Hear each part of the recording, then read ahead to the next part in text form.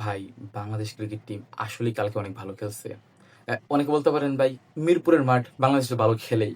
কিন্তু ভাই মিরপুরের মাঠ তার মানে এই না যে বাংলাদেশ বোলিং ইউনিট পাকিস্তানকে ১১০ রানে আটকাই ফেলবে। ঠিক আছে? মিরপুরের মাঠ ১৫০-৬০ এটার জন্য। ঠিক আছে? বাট ১১০ এর জন্য না। হ্যাঁ? হুদাই ভাই মানে আ বোলারদের ক্রেডিট মানে নিয়ে যাবো মানে বোলারদের কোনো ক্রেডিট নাই। এটা সব ক্রেডিট হচ্ছে গামিনী ডি সিলভার। না ভাই। মিরপুরের মাঠ, খারাপ মাঠ আমি স্বীকার যাই। ধানক্ষেত আমি স্বীকার যাই।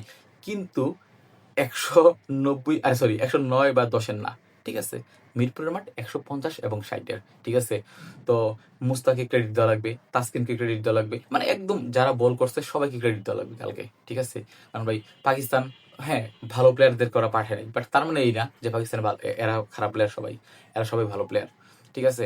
তো ওই মানে সব ক্রেডিট একদম কামিনী ডি সিলভার, বাংলাদেশ প্লেয়ারদের কোনো ক্রেডিট নাই। হুদাই ভাই এটা বইলা এদেরকে ছোট কইরেন না। ঠিক আছে? বাংলাদেশ ক্রিকেট টিম আসলে অনেক ভালো খেলছে। অ্যা মানে ভাই বাংলাদেশ ক্রিকেট টিম মানে যে এদেরকে নিয়ে আমি এদের দোষ ধরবো, এদেরকে নিয়ে খারাপ কথা বলবো তা তো না। ভালো খেললে অবশ্যই আমরা ভালো বলবো। খারাপ খেললে অবশ্যই খারাপ বলবো। ঠিক আছে? কালকের ম্যাচ ভালো খেলছে। এই যে পারভেজ হাসান লিমন প্লেয়ারটা কয়টা ৫ টা 6 মারছে, ৩ টা 4 মারছে। ঠিক আছে? ৩৯ বলে ৫৬ রান করছে। কত ভালো খেলছে। ওদিক দিয়ে তাহিদ হৃদয় আপনারা বলতে পারেন যে ভাই তাহিদ হৃদয় পোলারটা তো ভাই ১০০ কম স্ট্রাইক রেটে ব্যাটিং করছে। আরে ভাই রানের প্রেশার ছিল না। তো ১০০ কমে বা বেশি ১০০ কম বা বেশি স্ট্রাইক দিয়ে লাভ কি? ঠিক আছে?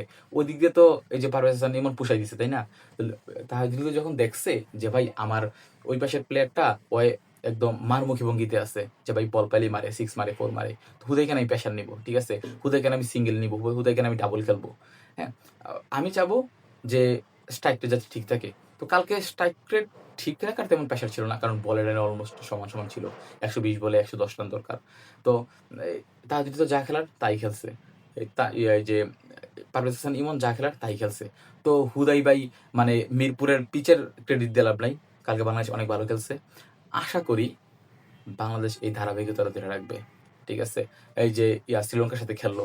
কত সুন্দর লাগলো। মানে আমরা কত খুশি হয়ে গেলাম, তাই না? যে ভাই কারণ ভাই দেখেন বাংলাদেশ ক্রিকেট টিম আমাদেরকে এমন মুহূর্ত অনেক কম সময়ে উপহার দেয়। ঠিক আছে?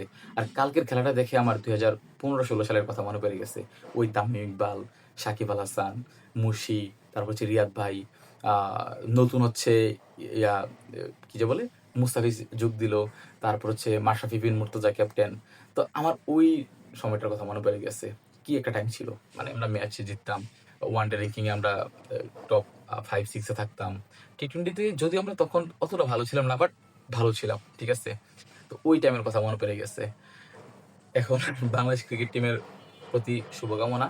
যদিও ভাই এদেরকে শুভকামনা জানাইলে এরা ভাই খারাপ খেলা শুরু করে। আমি জানি না ভাই এদের কি কোনো কানেক্ট আছে কিনা এমন। আমার একটা কাজিন ছিল, ওর নাম ছিল আরিফ। তো ওই মোটামুটি পেস বল ভালো পারতো। তো ওরা যখন আমরা বলতাম যে, "আরিফ সেই বল করছস।" পরের বলটা দেখতাম কি মানে ওই যে বলার ব্যাটসম্যানের মাথার উপর দিয়ে মারতো। ঠিক আছে? এমন অবস্থা। ওয়াইড দিত ৩-৪ হাত দূরে দিয়ে এমন বল করতো। তো বাংলাদেশ টিমের যদি এমন একটা দোষ আছে যে ওদের ভালো বললে এরা খারাপ খেলা শুরু করে। আশা করি এমনটা হবে না। দোয়া এবং শুভকামনা রইলো আ আমাদেরকে এই একটা ম্যাচ উপহার দেওয়ার জন্য।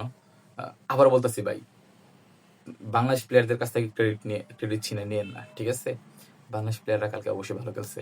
আমি যে বর্তমানে বাংলাদেশ টিমের সেই ফ্যান তাই না। মানে আমি বাংলাদেশ টিমের ফ্যান, বাট এই যে বাংলাদেশ প্লেয়ারদের ওই ফ্যান না। ঠিক আছে? বাট টিমের ফ্যান না হয়ে আমি কি করব ভাই? দিন শেষে তো আমি বাংলাদেশী, তাই না? কিন্তু আজকে আমার ফুল ক্রেডিট বাংলাদেশ প্লেয়ার্সদেরকে দেওয়া লাগবে। ঠিক আছে? এইখানে ভাই ইফস অ্যান্ড বাটস কোনো কিছু নাই। ঠিক আছে? তো যাই হোক, আশা করি নেক্সট ম্যাচ ভালো খেলবে। কালকে মনে হয় ম্যাচ। দোয়া এবং শুভকামনা রইলো। আসসালামু আলাইকুম। আপনারা চাইলে সাবস্ক্রাইব করতে পারেন আমার চ্যানেলটাকে।